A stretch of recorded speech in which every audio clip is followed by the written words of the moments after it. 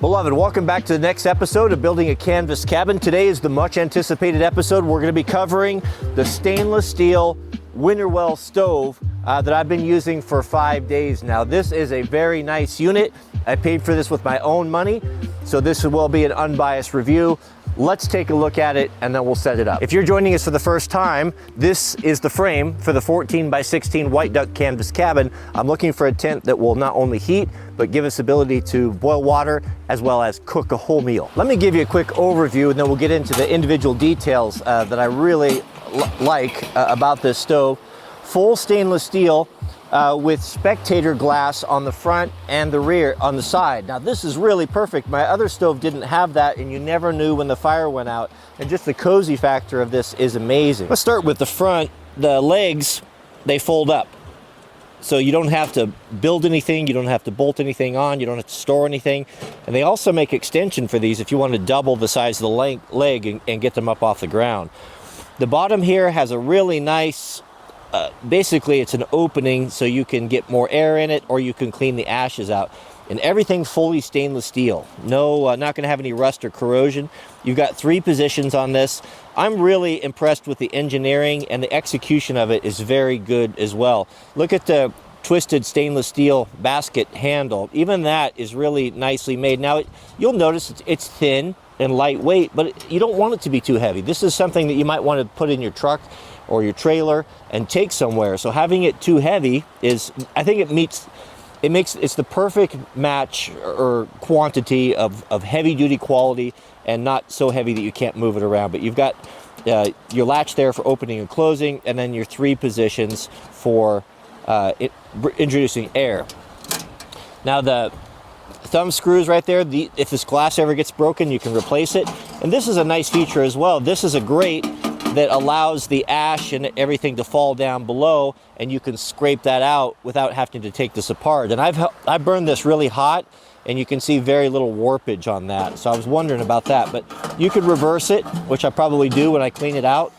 And that sits in there and you get a nice draft underneath there, and it's very deep so you can get full 16-inch pieces of firewood. The top section is very clever as well. It's nice and thick. Even though we really heated it up, you can see the straw color from how it changed just from the high temperature that was in it. I see no warping. Everything is flat and it's rigid, so you could cook on there with a pan. These drying racks are brilliant as well. They fold together and they make a handle as well as folding out. Now you can, if you want to cook on this, you have some extra counter space, or you want to keep something warm and you don't want to boil it, or you want to dry gloves or socks or small clothing items. That right there is worth the price of admission for sure. I really like this. It's very handy for carrying. And when we've been wanting to warm up, we've actually folded these in so we can get closer to the stove. This is cool here as well. The stove came with everything you would need, including all the chimney pipes, as well as this little scraper. Now this scraper is used to scrape ashes out of the bottom. You could do that, but primarily for taking this out. This is removable, the top. So you can, and we took it off and you get no smoke from it. You can actually feed the fire from this, and look how heavy it is. I mean, that's probably, I don't know, close to 1/8 inch or so. This locks in there and it's perfectly flat, so you could cook right on top of that.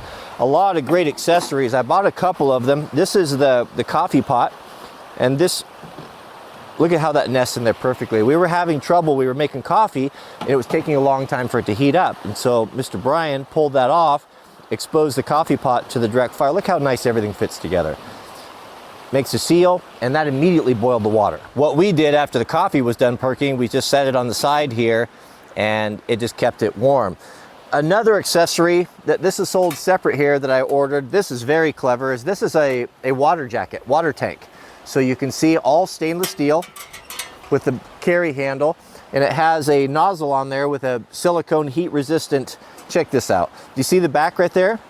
So the chimney pipes, they're all stainless as well, and they all fit inside, so you don't have to carry them separately, but they nest in here. But look how cool this part is that this basically hugs it where all the heat is, and this is what's going to boil the water. Look at that. Now you've got a little nozzle right there. You'll be able to get boiling hot water. So this is going to hold quite a bit. This coffee pot holds 14 cups. Oops.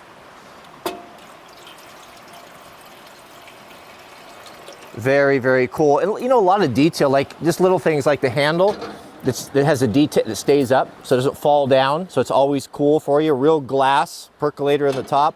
Now this is going to boil that water very, very quickly, and you'll be able to come with a coffee mug or whatever you want, you know, and open that. I didn't get the level high enough, and that's going to give you your water. Now if you don't want it to boil dry and you just want this to simmer, just keep warm, that's going to hook on the side right there on these tabs, and it's just going to get a little bit of heat from the side, but then you've got a nice spigot on the front. You can fill and always have warm water, and it still works with the drying racks. It's very, very good design and engineering this. Another accessory that I ordered was the fire mat. This is a aluminum backed heat resistant mat that you can get. These come in all different shapes and sizes. If you wanted to get something that was going to be a little more maybe cheaper, maybe a transmission drain mat. If you go to your parts store, I thought about getting one of those. It's all metal, but I got suckered in. I was on the website and I just ordered it. But this is a heat resistant material, and we'll start with that because we're going to have blankets,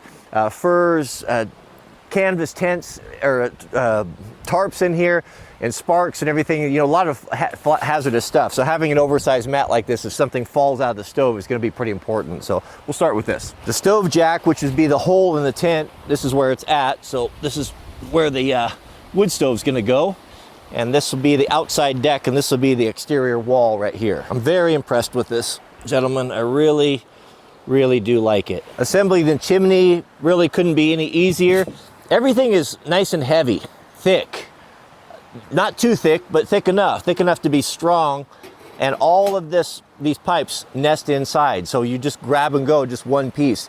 Now the second section has there's a couple special things here, has a little damper in it. Let me show you how this works. My granddad taught me you always put the dampener piece on the second section, because if you get it too close to the stove, these things will burn up.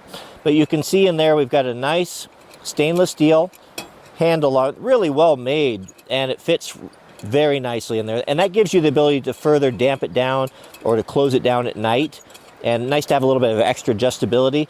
And I would put this section on second.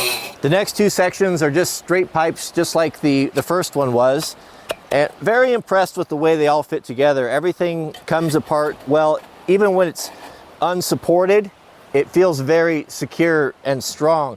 Now this is a really cool bit here, a really nice attention to detail.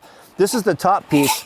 There's actually a spark arrestor on there. This grate goes on the very top here, and that is going to give you the ability you're not going to send cinders out. So if you're going to be using this in the summertime or during a burn ban, man, this is really, really ideal. And they even went so far as to put 3 small wire attachment points here, so that if you wanted to run a guide wire to further secure this, if you had a chimney that was running up really high and you're worried about the wind knocking it over, you could guide wire this down, and they fold up together so they don't get in your way. But how clever is that? It simply fits on the bell end right there and sticks on the top. Very, very nice. That's all there is to it. These Winnterwell stoves are very nicely made and very well engineered.